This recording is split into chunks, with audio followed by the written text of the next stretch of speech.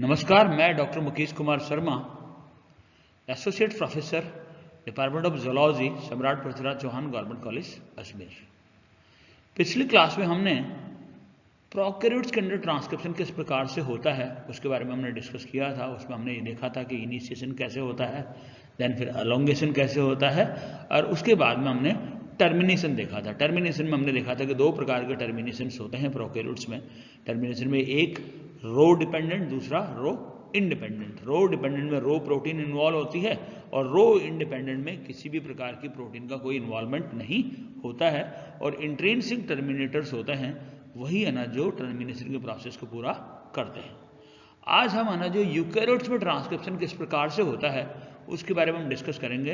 हालांकि आपके ज़्यादा सिलेबस में नहीं है, तो सिर्फ हम लोग इसमें यूकैरियोट्स में पॉलीमरेज कौन से होते हैं, यूकैरियोट्स में एक्स्ट्रा जो ट्रांसक्रिप्शन फैक्टर्स होते हैं उनका क्या रोल्स होता है, और यूकैरियोट्स में जो ट्रांसक्रिप्शन होने के बाद में पोस्ट ट्रांसक्रिप्शनल मॉडिफिकेशंस क्या होते हैं उसके बारे में हम डिस्कस करेंगे। तो सबसे पहली बात, आरएनए पॉलीमरेज यूकैरियोट्स में किस प्रकार के होते हैं। जैसे प्रोकैरियोट्स में मैंने बताया था आपको कि प्रोकैरियोट्स में सिर्फ एक ही आरएनए पॉलीमरेज होता है जो कि तीनों प्रकार के आरएनएस का निर्माण करता है, जबकि यूकैरियोट्स में तीन अलग अलग आरएनए पॉलीमरेजेस होते हैं जो कि RNA polymerase first, second and third होते हैं। And these RNA polymerases transcribe ribosomal RNA, messenger RNA and transfer RNA genes respectively. ये क्या करते हैं, ये तीनों आरएनए जो पॉलीमरेजेस हैं, RNA polymerase first ribosomal RNA का निर्माण करता है, सेकंड मैसेंजर आरएनए का निर्माण करता है, और थर्ड है ना जो आपका ट्रांसफर आरएनए का निर्माण करता है। जो पॉलीमरेज थर्ड है वो अन्य जो स्मॉल आरएनएज होते हैं उसका भी निर्माण ये करता है। ये तीनों जो आरएनए पॉलीमरेजेस होते हैं दीज आर मल्टीमेरिक प्रोटीन्स। मल्टीमेरिक यानी बहुत सारी उसके अंदर पॉलीपेप्टाइड चेन्स पाई जाती है, और having molecular mass of 500 to 700 kilo Dalton, और इनका जो मॉलिक्यूलर मास होता है वो 500 से 700 किलो डाल्टन होता है। इनमें दो लार्जर सब यूनिट होती है जिनकी structure beta and beta dash के सिमिलर होती है। बीटा बीटा डैश कहाँ था आपका, आरएनए पॉलीमरेज जो कि प्रोकैरियोट्स में था। प्रोकैरियोट्स में आरएनए पॉलीमरेज मैंने बताया था आपको कि 5 सब यूनिट से मिलकर के बना है, 2 अल्फा, एक बीटा डैश और एक सिग्मा। ठीक है, तो all these RNA polymerases, specially RNA polymerases of eukaryotes have 2 larger subunit with sequence similar to beta and beta dash. In E. coli RNA polymerase, so catalytic sites may be conserved. इसका मतलब क्या है कि इनकी जो catalytic sites होती हैं वो across the species, different species या अक्रॉस द प्रोकैरियोट्स से यूकैरियोट्स कंजर्व्ड होती है। क्यों? क्योंकि हमने देखा कि इनकी जो दोनों जो लार्जर सब यूनिट है उसकी जो सीक्वेंस है, सीक्वेंस कौन सी, आपकी जो अमीनो एसिड जो सीक्वेंसेस होती है वो बीटा और बीटा डैश जो सब यूनिट होती है किसकी, यूकैरियोट्स की, उसकी सिमिलर ये, सॉरी प्रोकैरियोट्स की, उसकी सिमिलर ये होती है।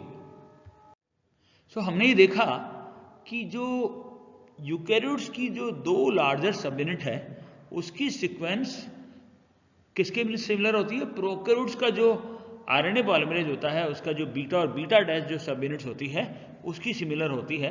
इसका मतलब ये माना जाता है कि जो भी आरएनए पॉलीमरेजेज है उनकी जो कैटालिटिक साइट्स है वो कंजर्व्ड होती है।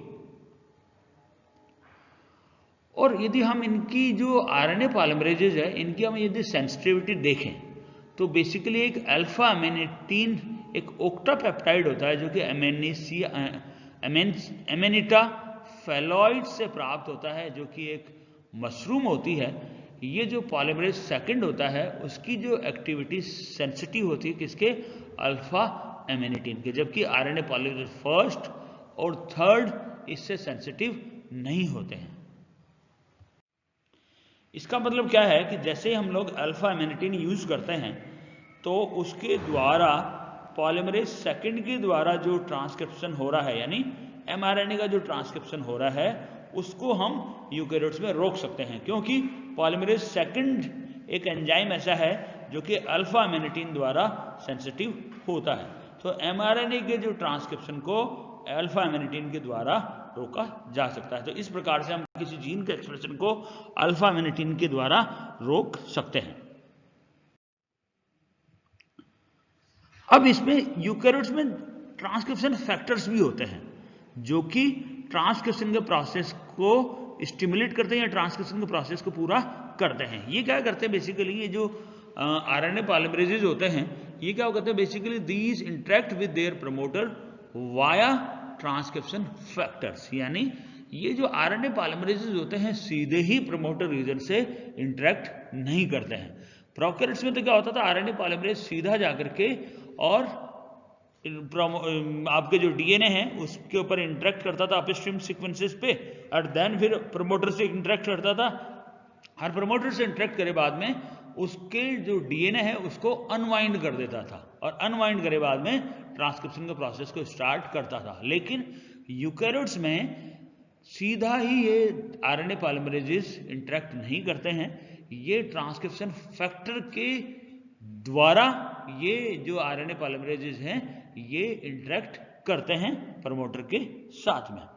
अब ये जो ट्रांसक्रिप्शन फैक्टर है, these recognise and initiate transcription at specific promoter sequences, और ये जो आपका जो स्पेसिफिक जो प्रमोटर सीक्वेंसेस है उसको रिकॉग्नाइज करके और ट्रांसक्रिप्शन के प्रोसेस को स्टार्ट करते हैं।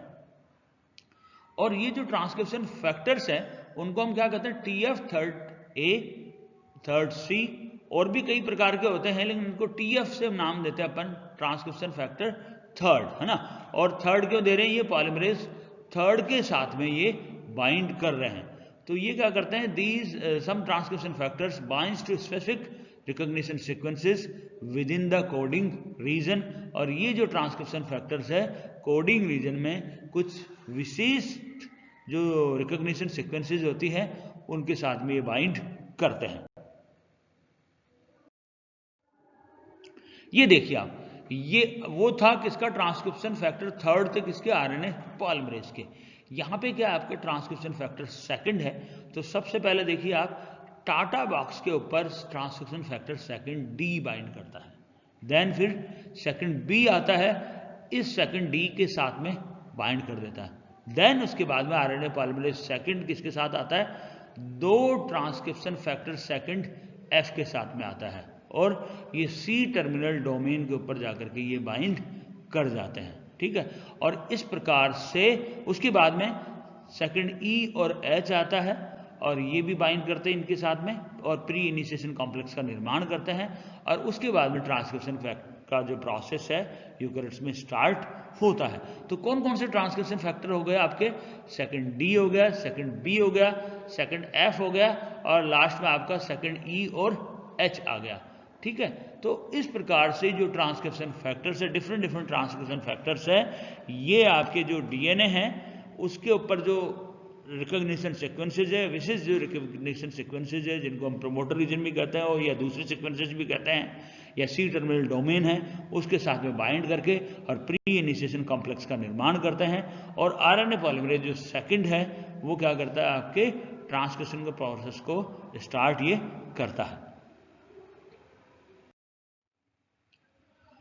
अब जैसे ही ट्रांसक्रिप्शन हो गया, हुए बाद में क्या होता है, इसमें कुछ विशेष प्रकार के प्रोसेसिंग होती है, कुछ विशेष प्रकार के मॉडिफिकेशंस होते हैं जिनको हम कहते हैं पोस्ट ट्रांसक्रिप्शनल प्रोसेसिंग। अब क्या होता है basically, on the way from nucleus to cytoplasm, यानी न्यूक्लियस में आपका आरएनए बना और वो साइटोप्लाज्म में आ गया, the mRNA is converted from primary transcript to mature mRNA. ये जो आपका जो एमआरएनए है, जो प्राइमरी जो ट्रांसक्रिप्ट होता है, प्राथमिक रूप से जो बना हुआ एमआरएनए है, वो मैच्योर एमआरएनए में कन्वर्ट होता है। तो क्या हुआ, न्यूक्लियस में बना आपका और वो साइटोप्लाज्म में आया, तो न्यूक्लियस में जो बना आपका एमआरएनए वो है प्राइमरी ट्रांसक्रिप्ट, और साइटोप्लाज्म में जो एमआरएनए आया वो मैच्योर एमआरएनए होता है।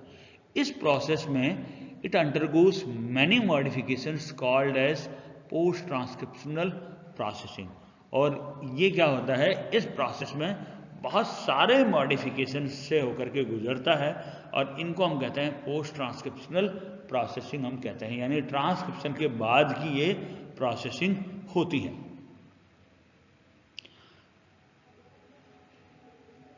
प्रोकैरियोट्स में यदि हम देखें तो बेसिकली क्या होता है, ट्रांसक्रिप्शन और ट्रांसलेशन जो होते हैं वो साइमल्टेनियसली होते हैं, यानी जैसे जैसे ट्रांसक्रिप्शन होता जाता है उसके ऊपर आपका राइबोसोम अटैच हो करके और ट्रांसलेशन के प्रोसेस को भी स्टार्ट ये करता है।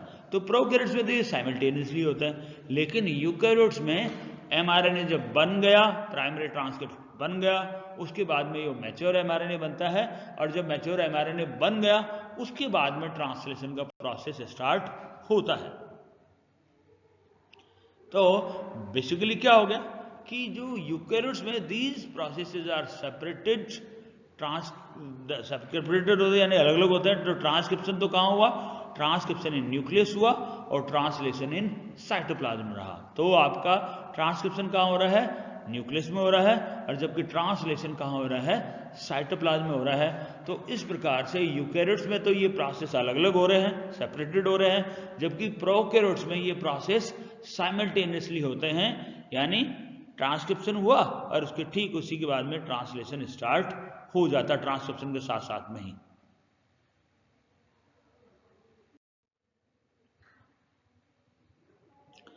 तो जैसे फॉर एग्जाम्पल यहां आपका ये mRNA बन गया, ये है प्राइमरी ट्रांसक्रिप्ट, ठीक है।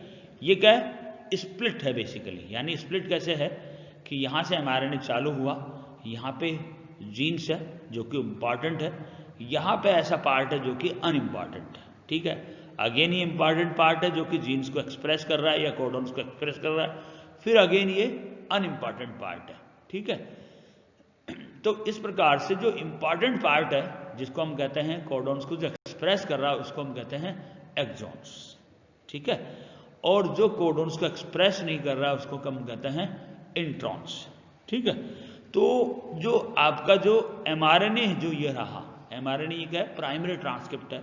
इनमें क्या है कि अलग अलग प्रकार के मॉडिफिकेशंस होते हैं। एक तो क्या होता है मॉडिफिकेशन 5' एंड पे जिसको हम कैपिंग कहते हैं, दूसरा मॉडिफिकेशन होता है आपका 3' एंड पे जिसको हम पॉली ए टेल कहते हैं, और तीसरा मॉडिफिकेशन कौन सा होता है जिसमें क्या होता है, जो ये बेकार वाली जो सीक्वेंसेस होती है ना, बेकार वाली सीक्वेंसेस कौन सी, जो कि कोडॉन्स को एक्सप्रेस नहीं कर रही है, इनका रिमूवल होता है और ये जो काम वाली सीक्वेंसेस है ये सारी आपस में जुड़ जाती है। तो ये 3 प्रकार के मॉडिफिकेशंस हो गए आपके। जो ये बेकार वाली जो सीक्वेंसेस रिमूव हुई उसको अब कहते हैं स्प्लाइसिंग, ठीक है, और आपका ये कैपिंग हो गया, ये एडिनाइलेशन हो गया। तो 3 प्रकार के मॉडिफिकेशंस होते हैं जिसके द्वारा आपका जो mRNA जो प्राइमरी mRNA जो ट्रांसक्रिप्ट होता है वो मैच्योर mRNA में कन्वर्ट होता है। आइए मॉडिफिकेशन किस प्रकार से होते हैं, क्या इसकी मैकेनिज्म होती है, ये हम अगले क्लास में लेंगे। आज के लिए इतना ही, धन्यवाद।